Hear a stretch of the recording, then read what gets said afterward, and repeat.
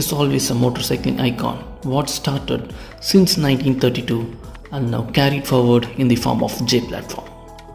The Royal Enfield Castaigne Bullet is a generation motorcycle and still a strong contender against any modern motorcycles currently available in the Indian market. It's not just a metal, it's a legend with a legacy of over many decades. The history gleams as bright as its golden pinstripes.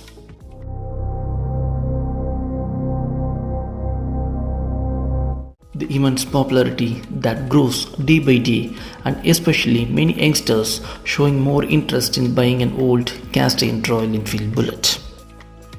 Meet the 1995 Royal Enfield Bullet 350 with a bolted frame, the completely restored motorcycle with a genuine Royal Enfield spares.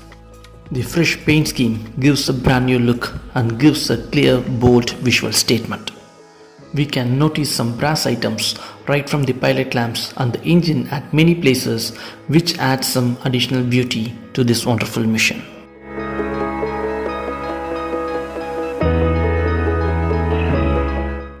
The muscular, heavily built body with a well-pronounced thump, which places this motorcycle as a king of the jungle.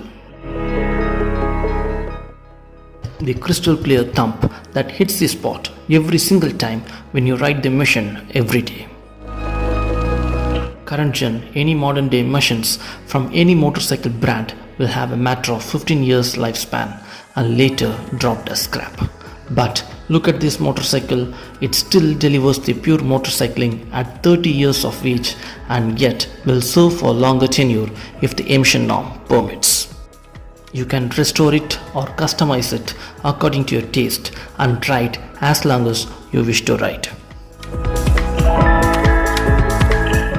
When we talk about this particular model, the Royal Enfield first introduced the lockable toolboxes in this 1995 Bullet models. The chassis features with the inbuilt steering lock and a common key that fits for ignition switch, toolboxes, petrol tank and the steering lock. The 346cc completely restored single is expected to produce 18 bhp of power and 26.9 Nm of torque, delivers through a 4-speed gearbox with a 1-up and rest-down gear pattern. When you onboard, the commanding riding posture will give you more confidence.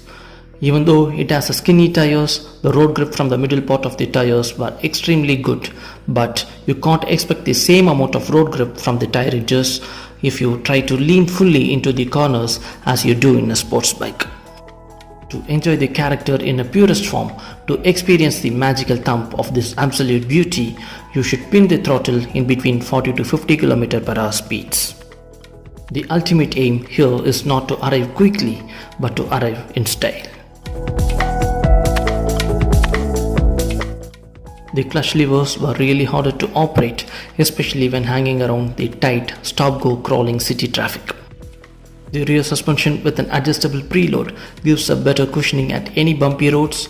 In terms of riding dynamics, the suspension works best in the middle part of the stroke, so adjust the preload according to the weight the guy who sits behind.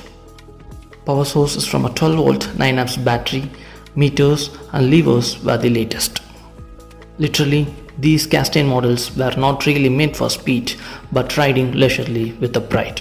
Undoubtedly, it remains a strong player in the mid-weight segment, and it will rule the road as an undisputed king for many decades if the emission norm permits.